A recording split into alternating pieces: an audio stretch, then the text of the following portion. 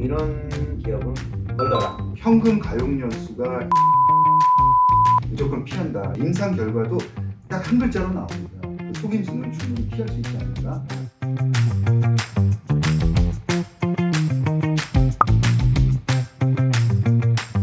루닛이 굉장히 이제 작년에 시가총액이 엄청나게 늘었어요. 네. 그래서 대세 기업이었는데 루닛 주가가 주춤한 이유가 뭔가요? 3분기 실적이 주춤했었고요. 루니스코프에서 계약이 되기 바로 전입니다. 그러니까 약간 그 공백 상태다 이렇게 봐야 될 것 같고요. 이제 4분기에는 잘 나와야 되는데 4분기는 잘 나올까? 이런 우려감들도 있었다고 보고요. 그 다음에 볼파라 인수가 뭐 예정이 되어 있고 4월 정도에 마무리하는 걸로 알고 있는데 아직까지 자금을 어떤 식으로 이제 구할지 정해지지 않았죠.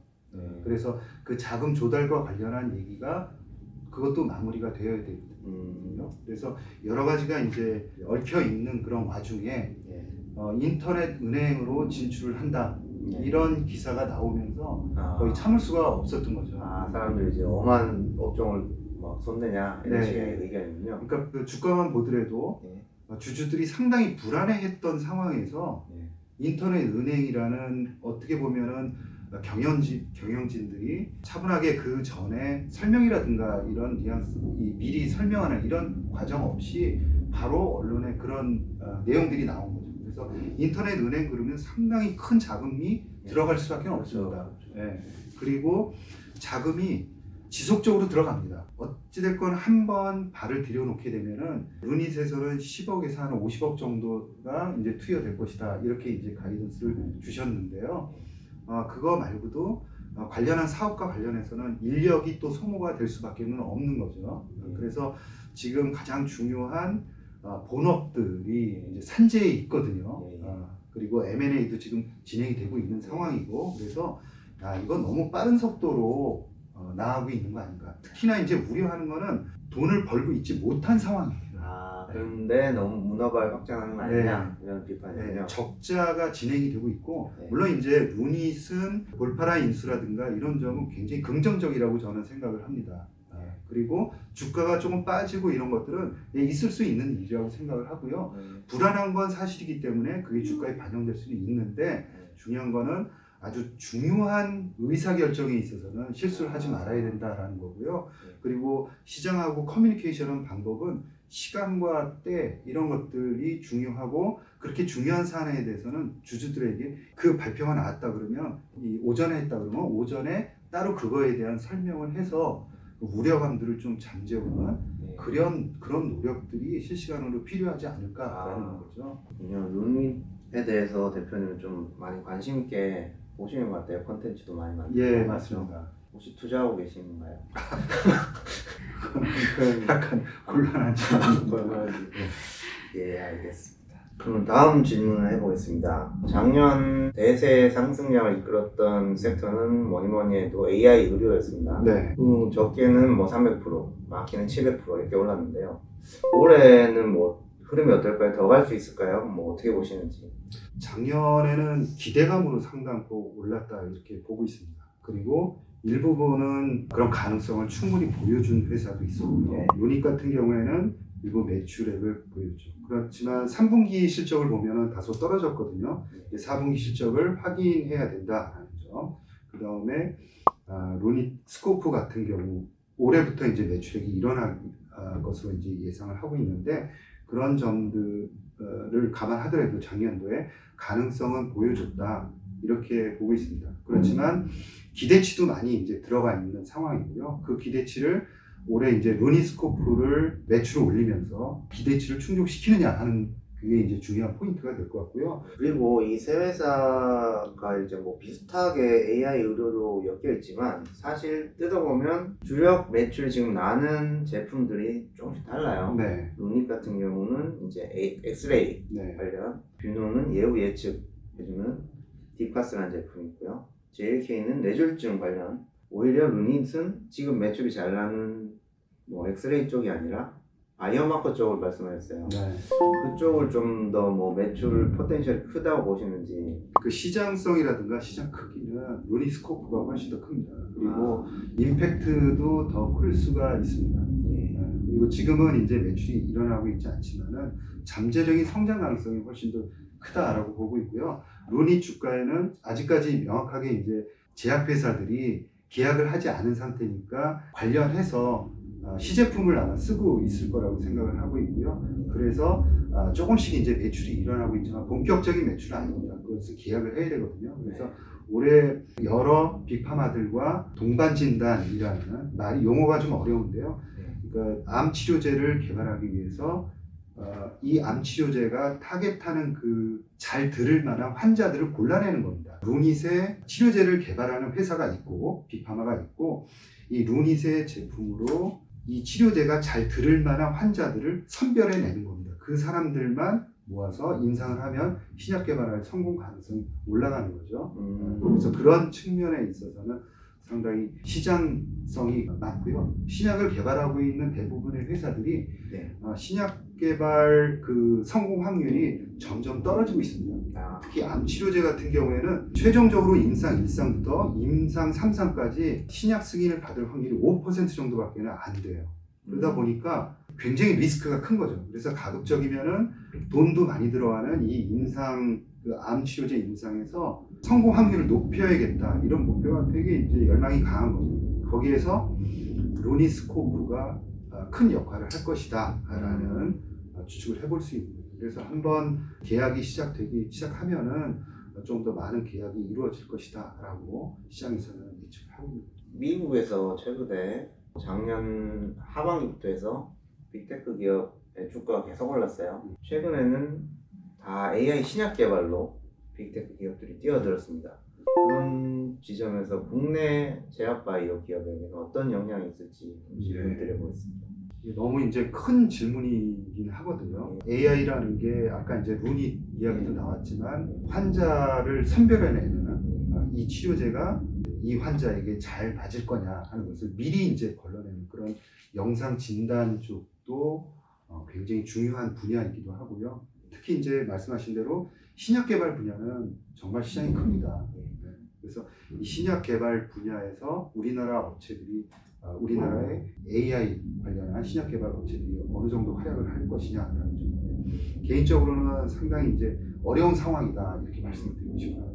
그리고 이제 신약 개발 그러면 뜬구름 잡는 얘기 같지만 대부분의 신약 개발이라는 건 바이오의 신약 개발이라는 건 뭐냐면 항원이 있으면은 항원이라는 건 암을 의미하는 겁니다. 문제가 있는 부분, 바이러스, 암, 세균 모든 게 다 항원이다 이거고요. 이 항원에 가서 항원을 꼼짝 못하도록 찾아가서 결합해서 꼼짝 못하도록 하는 게 항체입니다. 그러니까 거의 다 이 항체 치료제를 개발하는 거거든요. 근데 이 항체라는 것은 3차원 구조로 되어 있어요. 그러다 보니까 이 3차원 구조를 AI로다가 어떤 모양인지를 밝혀내는 게 대단히 중요합니다. 그래서 이 A라는 항원의 단백질의 3차원 구조를 우리가 안다 그러면 역으로 계산을 해서 이 항체 치료제를 단백질을 설계해서 개발을 할 수 있는 거죠. 이제 얘기가 복잡해졌는데 어찌됐건 AI로 단백질의 3차원 구조를 밝혀내는 게 이 제약 바이오, 특히 항체 치료제에서는 너무나도 중요한 거고 여기에서는 구글의 아이소모픽 랩스가 굉장히 앞서가고 있습니다. 독보적으로. 그리고 이번에 이 아이소모픽 랩스가 JP모건 헬스케어 컨퍼런스에서 그 선수금 1,000억 원을 받고 대규모의 기술 수출을 노바티스나 일라이 릴리에게 했던 거죠. 그래서 중요한 거는 그 안에 우리나라 그 업체들이 끼지를 아직까지 못하고 있다는 거예요. 말씀하신 대로 거의 모든 빅파마가 지금 다 빅테크하고 연결이 되어 있습니다. 뭐 엔비디아부터 해서 구글, 그다음에 IBM 해서요. 모든 빅파마들이 다 연결이 되어 있고 거기다가 바이오텍들, 그러니까 미국으로 치면은 지금 엑센시아라든가 리커전이라든가 이런 회사들이 빅테크하고 또 연결이 돼가지고 빅파마로 가 있는. 그러니까 빅파마에는 의료 데이터들을 다 가지고 있지 않습니까?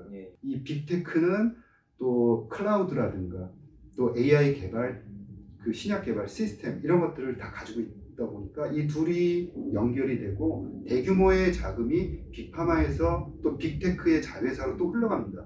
그러면서 노하우라든가 지식 이런 것들이 엄청나게 쌓여가는 거죠.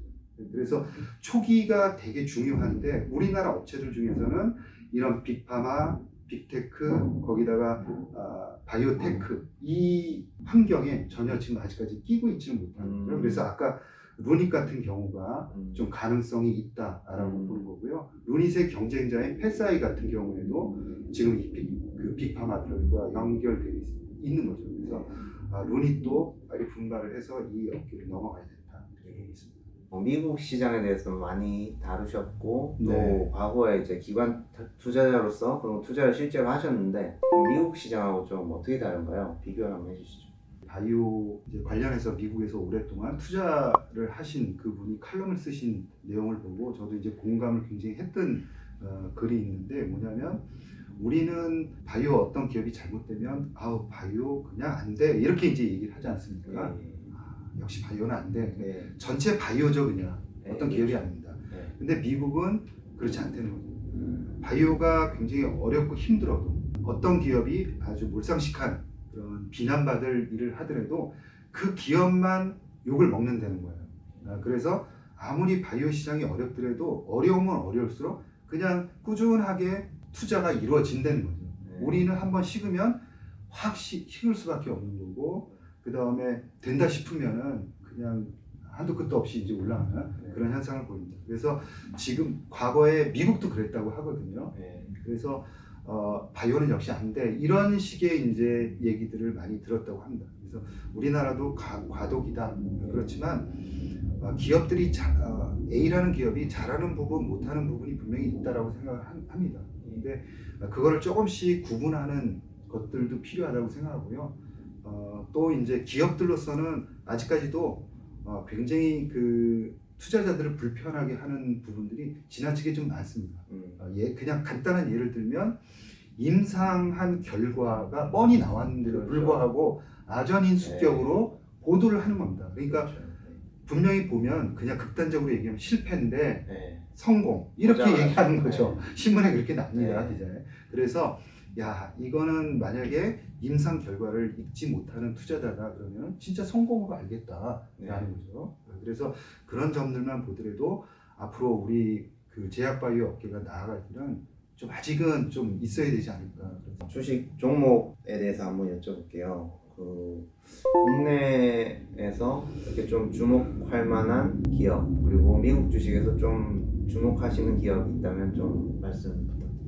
워낙 주가들이 많이 빠진 상황들이고 그리고 국내는 아직까지 금리가 지금 떨어지지 않고 있는 상황이기 때문에 그리고 어느 정도로 장기로 갔지. 지금 드리고 싶은 말씀은 금리가 떨어지는 속도가 굉장히 느리기 때문에 뭐 5%에서 4% 떨어진다 하더라도 상당히 높은 금리가 유지되는 거거든요. 그래서 안 좋은 기업들은 아마 자금구하기 대단히 어려울 겁니다. 그래서 아까 말씀드린 대로 퀄리티를 갖춘 회사만으로 아주 집약해야 된다 이렇게 생각을 하고 있고요. 그래서 뭐 얘기 나온 레고캠 바이오 뭐 여러 가지 이제 말들이 있고 그렇긴 하지만 경쟁력을 갖춘 회사 중에 하나다 이렇게 보고 있고요. 알테오젠도 역시 기술력을 갖추고 있는 회사고 자격이 있다 이렇게 보고 있고요. SK 바이오팜 같은 회사들도 가능성이 있다. 그 다음에 한미약품 같은 경우에도 워낙 이제 GLP-1 계열 약물들의 가치가 올라가고 있고 이제 비만 치료제 등등에서 포트폴리오를 잘 갖추고 있기 때문에 그 결실을 분명히 맺을 것이다 이렇게 보고 있습니다. 혹시 미국에는 뭐 미국에는 개별 주식으로 개별 주식은 최근에 이제 유전자 편집 치료제로 승인을 받았는데도 불구하고 주가가 그렇게 반응을 많이 보이지 않고 있고요. 크리스퍼 같은 경우에도 좋게 보고 있고요. 그 다음에 인텔리아라는 회사는 직접 그 약물을 몸속에다 집어넣는 인비보로 다 진행을 하고 있습니다. 그래서 인텔리아 같은 회사도 상당히 괜찮고요. 그다음에 에로헤드라는 그런 회사는 siRNA 관련한 회사입니다. 굉장히 주가들이 많이 빠졌고요. 대신 주가가 많이 빠졌는데도 불구하고 임상은 계속 이제 잘 진행이 되고 있고요. 최근에 이제 유상증자를 했습니다. 그래서 또 이제 한 차례 조금 충격을 좀 받았거든요. 그래서 오랫동안 한 4년 정도, 5년 정도를 네. 자기 돈으로 그리고 기술출을 해서 끌고 오다가 네. 요번에 이제 상업화를 위해서 공장 지으면서 네. 유상증자를 했기 때문에 충분히 그 정도는 아까 말씀드린 대로 이해를 할 수 있는 그런 수준이다라고 생각하거든요. 그래서 에로헤드도 그런 회사들이 좀 기술력은 있으나 지금 저점이다. 좀 들어가기 좀 좋은 지점이다 이렇게 좀 네, 생각하시고. 그리고 금리가 조금 더 안정화되면 그런 올라갈 수 있다. 그리고 ETF로서는 큰 회사들 이제 엑셀비가 빅파마들 위주로 되어 있고요. 예. 아크지 같은 경우에도 그런 소형주들 바이오텍들을 다 담고 있는 그런 ETF입니다. 예, 오늘 좀 여러 가지 많은 설명 감사했고요. 이상으로 오늘 인터뷰를 마치겠습니다. 네, 고맙습니다.